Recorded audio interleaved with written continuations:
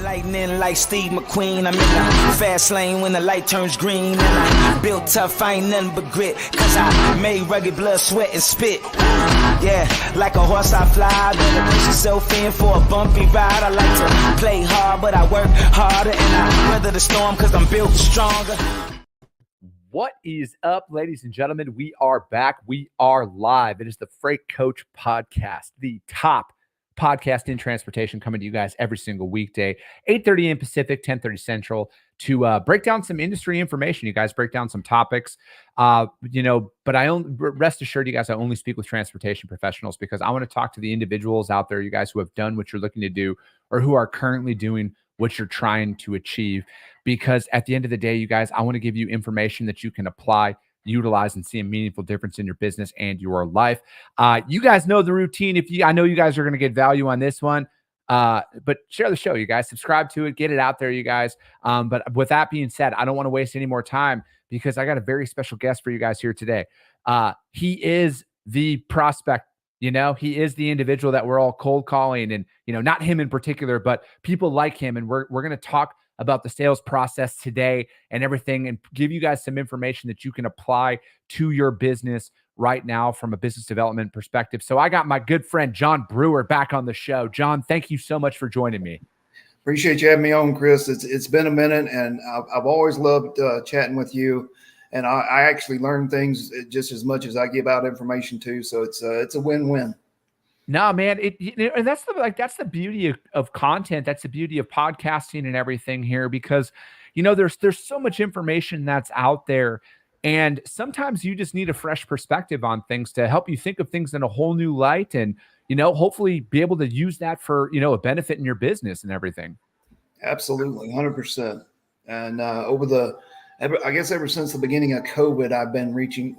I've had people reach out to me. I've been on podcasts. And trying to share that shipper's perspective, because a lot of shippers keep that kind of close to the vest, but to give them that insight so that, the reps out there can be better and more successful at what they do. Yeah. And I think that's kind of the whole thing. Cause, I've been very fortunate to meet a lot of shippers through podcasting, and they've all came on and given out advice for people to apply onto their business. And, again, I always like to preface any shipper show with this. This isn't an open invite for the people who are listening to this to go blow up John's DMs with solicitations and everything else.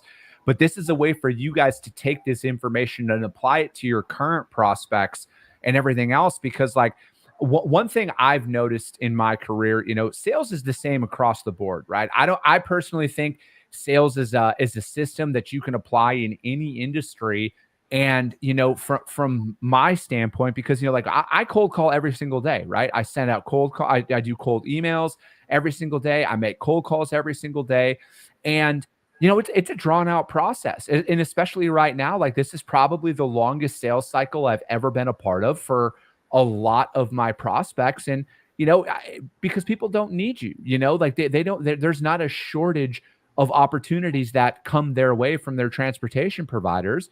And you need to really be committed to the long term in these times. Absolutely. Absolutely. Yeah. Once COVID hit, it changed the whole landscape out there. It went from really, really crazy one direction to really, really crazy the other direction. And I agree with you wholeheartedly. I always tell people this is a very cyclical business. And usually before COVID, the cycles were turning about every 12 to 18 months. And now it's pushed out to 24 to 36, maybe even longer. So it's even myself, the veteran that I am, I'm in swimming uncharted waters. It's bizarre. I've never seen this in my entire career. Yeah. And because it's I feel the same way, man. I think that one thing I've noticed from, the business that we've developed here over, these last couple of years is it might take, 90 to 120 days to get to the onboarding. And then it might take another 90 to 120 days to win the first shipment. Where in years past, it was, it might have taken you 90 days to onboard somebody, but you would almost get a prove it shipment right away. Right. That's gone. Now it's, depending on the style of customer, right? But, for the most, not everybody out there is an RFP shipper, But, for the ones that do onboard you like that don't operate in an RFP, I've seen that where, you can onboard somebody. It might take 3 to 6 months to onboard them. And then it might take another 3 to 6 months before you even win your first shipment.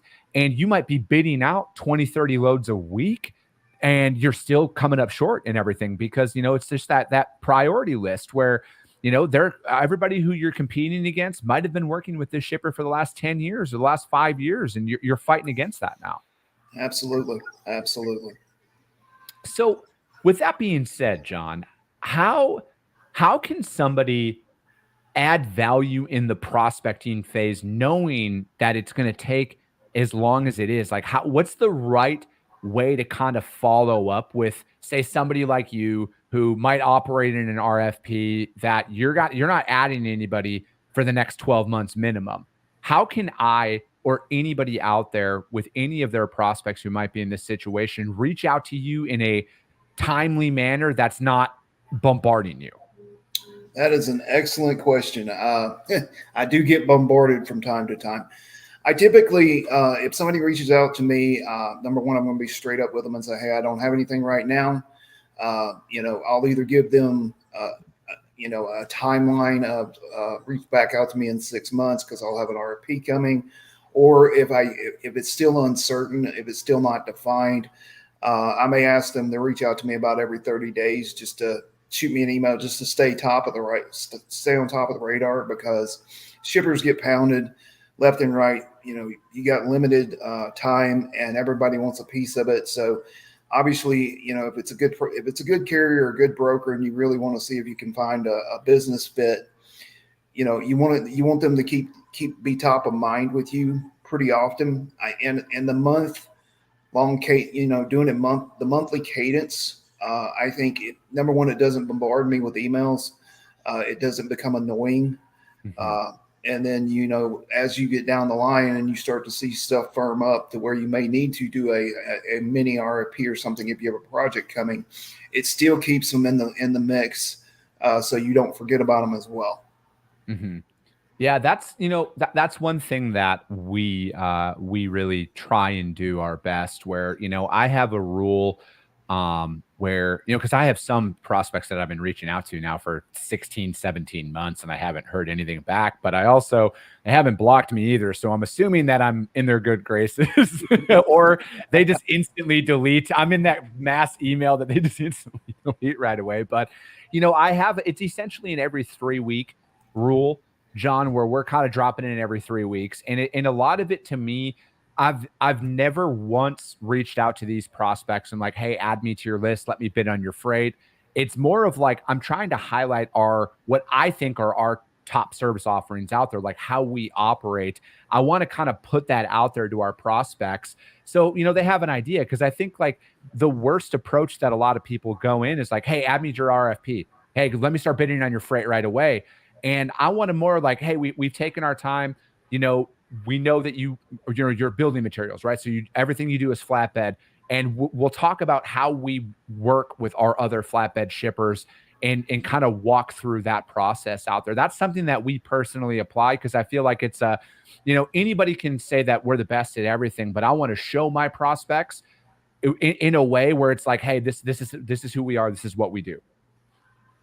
Absolutely. And one of the things that I do personally is if a broker or carrier does something like you just mentioned, I actually have a folder on my email, and I'm like, hey, I don't need this service right now, but it may come in handy down the road.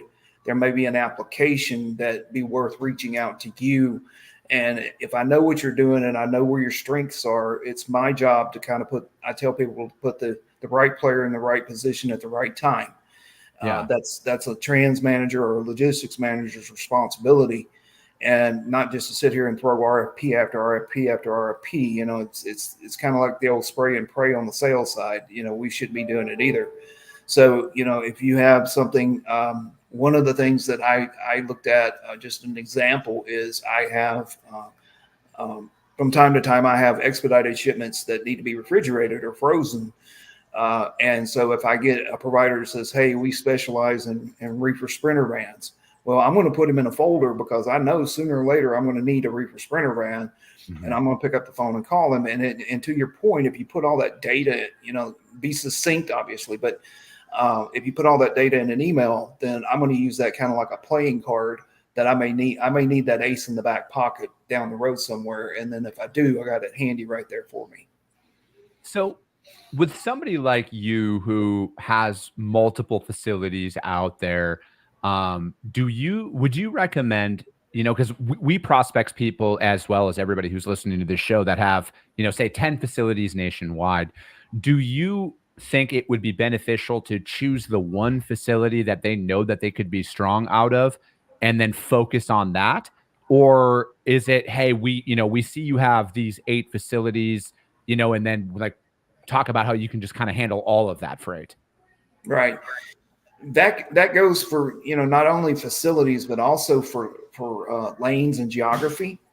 I want you to handle the lanes and or the facilities that best fit your wheelhouse, because you're going to be, your service level is going to be there. Your pricing is going to be there. That's your bread and butter. You've done it 100 days, for 100 years. Your stuff. And then again, going back to kind of that trans logistics manager role, it's my job to find those little, what I would call niche players, and patchwork them together against my supply chain so that I have good service level providers with sustainable capacity and sustainable rates in each of those areas that I can lean on. You're basically, what you're doing is, I equate it to building the dream team. You want the best out there so that, your customers get their freight. Everybody's working in tune. Everybody knows everybody. So I literally tell carriers and brokers, especially, that if there's a lane on there that you're not successful with, or it's hit and miss, don't bid on it. Just leave it blank.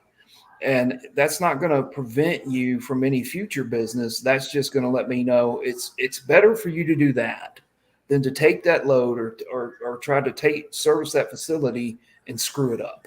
Yeah. No, I think those are great points, right? And again, like that's just where I've found the most success from a business development standpoint, John, is taking that approach. And now, again, you guys, I want to be abundantly clear. This isn't the magic formula for everybody, because just because John wants it done this way, or some of my shippers want it done this way, I've also heard the inverse of that, where they're like, if you can't do everything for us, we don't want to talk to you, or they just don't care. Right? Because they don't need you at that moment. But I've just found that, holding myself to that system has worked out more beneficial for me in the long term, because there's one of my shippers, they got like 15 facilities nationwide, but they're like, hey, we know you're good on the West Coast. We want you to just focus on our West Coast facilities, and that's it. And I was like, me naturally, I'm like, well, what about your East Coast facilities? And they're like, in due time, just start with the West Coast. And then, you kind of graduate and grow up from there. But, a lot of the business development calls that I'm making right now, say if they're in Florida, for example, we know one of our customers runs the Eastern Seaboard, right? So it's Virginia, North Carolina, South Carolina, down to Florida. Those are the lanes that we really focus on. And when I'm calling people, it's, hey, here's who I am. This is our specialization. These are the lanes that we're currently working with our current customers. And we're trying to find additional freight to match up with our carriers. And, I work with that, and it has worked for long term. And I think like it's a complete plug and play perspective here, John, because there's going to be people who just do reefer freight. There's going to be people who just do drive-in freight. And the terminology is the same across the board. And I just think that where you get yourself in trouble is if they were to solicit your business and go in there and just tell you like, hey, John, give me everything. We're the best at everything. We can do drive-in, reefer, sprinter, LTL, you name it. Just give us everything. I think that's where people find themselves in trouble. Yeah, that's just a simple common sense thing for me. Even if you were that utopian broker or utopian carrier and could do everything and maybe even do it well, I'm not putting all my eggs in one basket, and I'm not betting on just one horse in the race. Yeah. Now I'm going to take that business of mine and I'm going to spread it around so that everybody gets enough food. They're not starving, and kind of hash it out that way. But if somebody comes into my office and starts telling me, hey, I'm great at everything, I've been around long enough to know, no, you're not. Yeah. There's something there that you're not good at, or you're halfway good at, but you're not great at everything.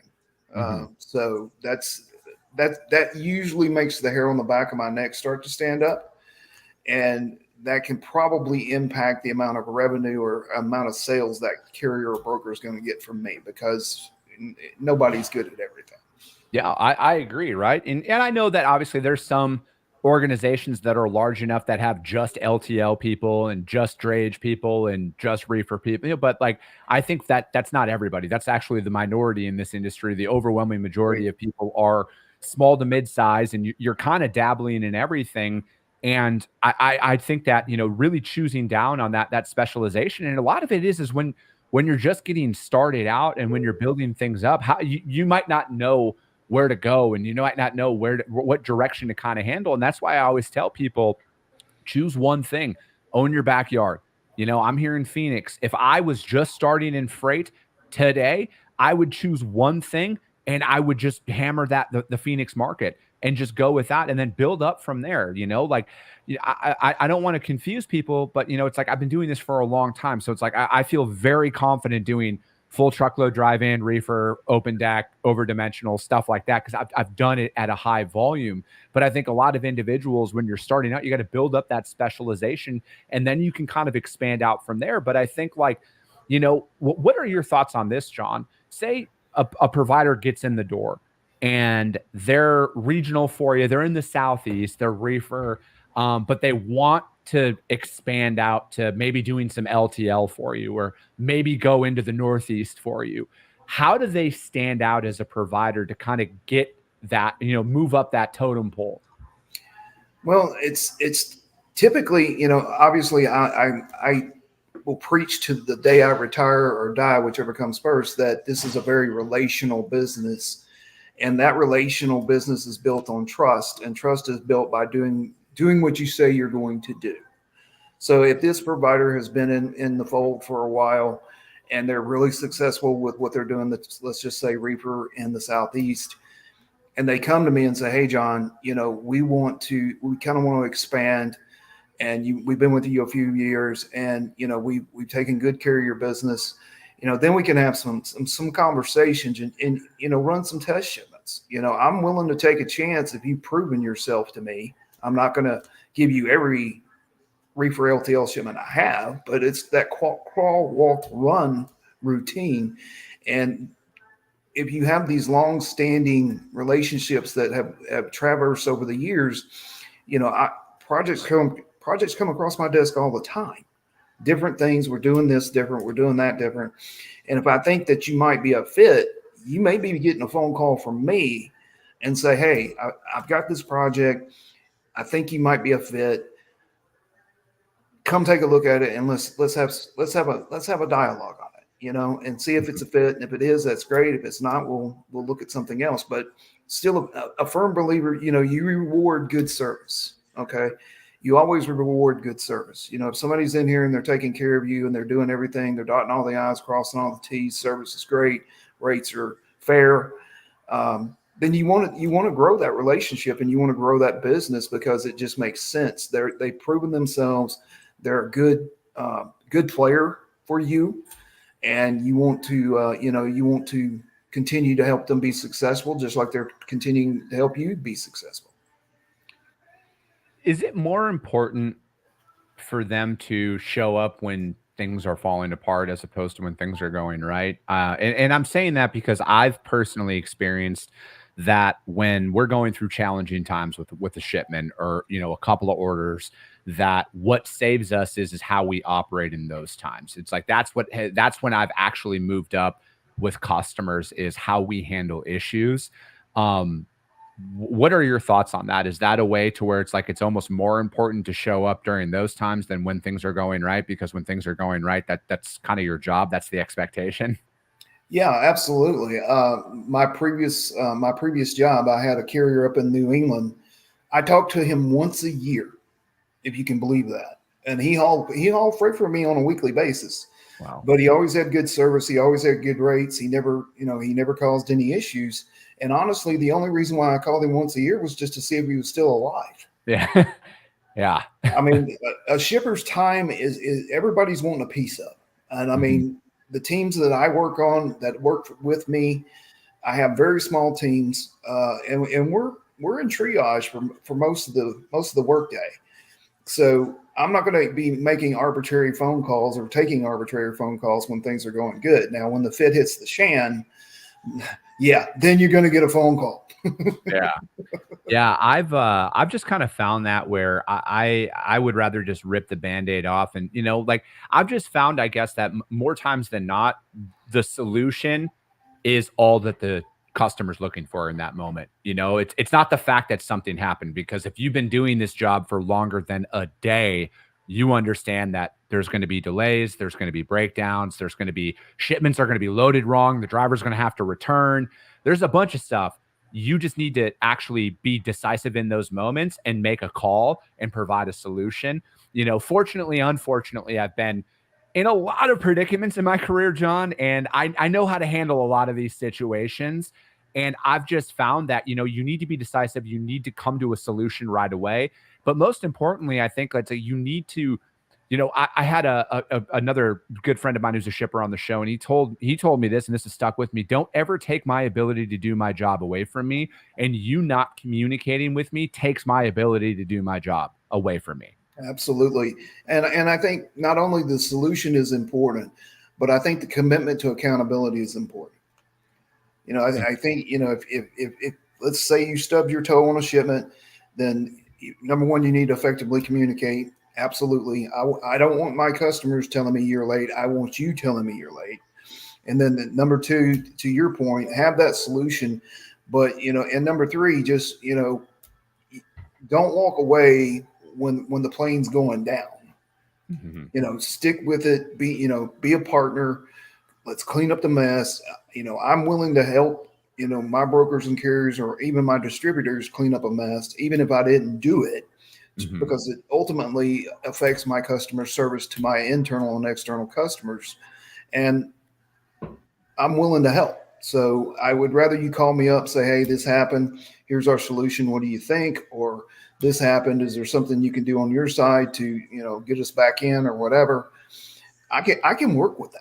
I can work with that all day long. And you're 100% right. Everything is not going to be perfect all the time. And I've been in the industry long enough to know I've seen some pretty crazy crap. So yeah. The stories would just make your eyes roll. You'd think I was just BSing, because the truth is stranger than fiction. So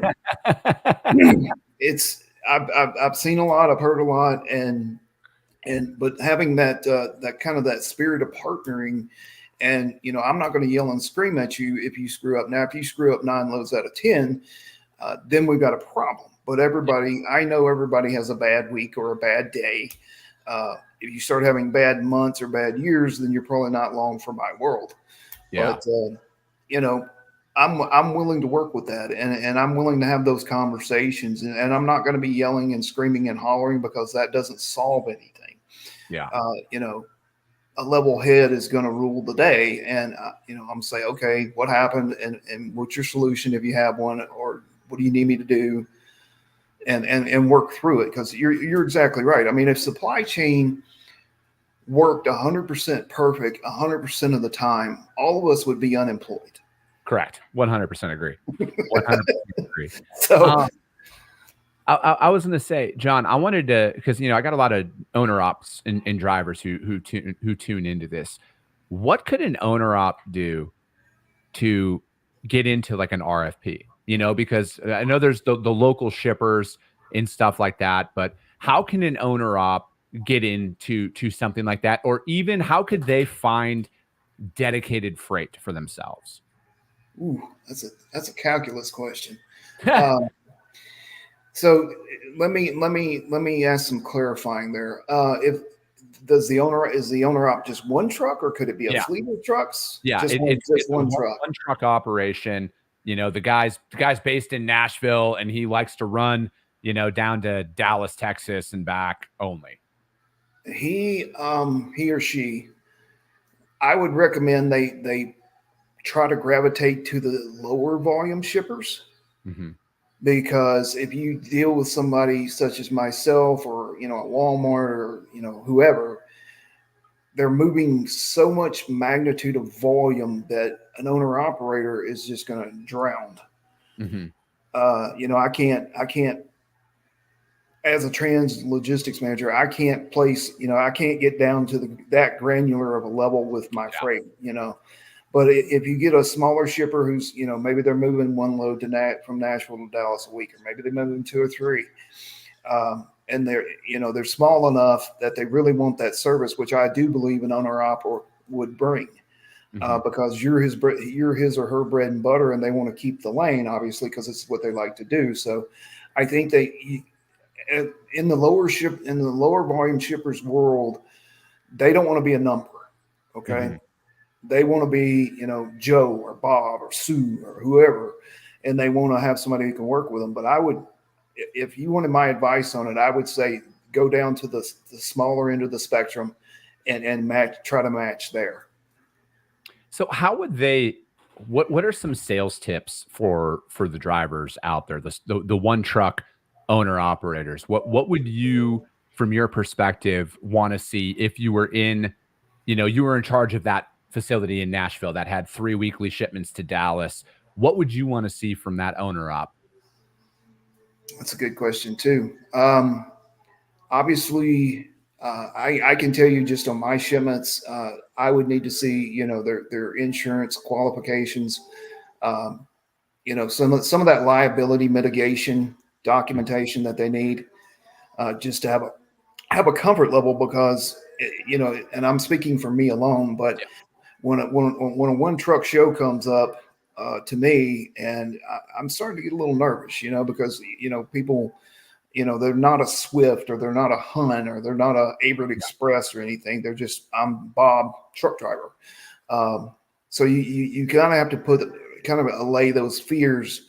Is this guy going to drive off and take my freight, and not come back?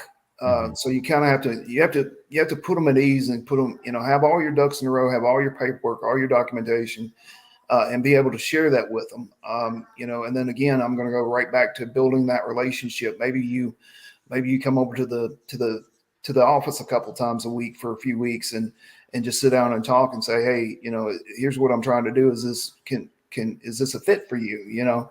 And work on that. And then, just, it's going to be a challenge. I'm not going to lie to you. It's just straight up going to be a challenge. Yeah. I think the smallest company I've ever worked with had 6 trucks. Okay. So the singles are going to be tough, but especially getting that dedicated lane that you want. Mm-hmm. And, you're going to have to do a lot to give them kind of what I'd call the warm fuzzy. Yeah. No, I gotcha. I think that, that's good information for people, to hear, because I think anybody, when they're trying to get their start in business, I mean, everybody has these visions of grandeur, right? Like, it's just you're going to get all this freight, you're going to make all this money, and everything's going to be all right. But it's just not as easy as that. And you really need to have a plan, I think, right? Like, ultimately, you need to have a plan, and show what your business is capable of, right? Like, you brought up insurance and everything else. I would put together a PDF file that has all of that stuff in it, that, hey, here's who we are. This is what we have. This is where we like to run. And, again, like, you can just get an Adobe Premiere account and build one on your own if you can't afford to have somebody do it for you for a fairly reasonable price, and then print that off and then just go drop off and shake hands. Like, exactly. I'm going to be honest, John, that's one of the best things for business development that we do personally inside of my company, is just call local places and shake hands. Absolutely. It's the best one. Does it lead to instant business? Absolutely not. But I personally feel, my philosophy is this: when they need somebody, they're going to remember the person who showed up to them than all the other emails and phone calls that they've gotten. Absolutely. Again, going right back to that relational business. You shake your hand, you give your word, you do what you say you're going to do, you build that trust whether that be through that documentation that you mentioned, or whether it be for you showing up and saying, "Hi, I'm Bob, and I want to talk to you." All that plays into it and will better your chances. Absolutely. 100%. John, I appreciate it, man. We're at the 30-minute mark. I know you got a job to do, just like everybody else has a job to get back. Well, at least they're gonna try and work on Friday afternoon. But yeah, man, I appreciate you guys, and I thank you for showing up today and just answering these questions from a shipper's perspective. Because again, you guys, John is everybody's target market. All right, I would be hard pressed to meet a shipper out there that doesn't think like John when it comes down to the selection of their providers, that process and everything else, you guys. So take this information and apply it to your business. And please don't overly blow up John's DMs, because I want to have him come back on at some point in time, you guys. So John, thank you so much for joining me. We'll be back on Monday, you guys. We got guests coming on next week as well. As always, if you guys got value in what you heard, subscribe to the show, you guys. Share it out there to your network, because if you see value, your network's going to see value as well. I appreciate you guys. I love you guys. Appreciate it, Chris. Have a good weekend. You too, John.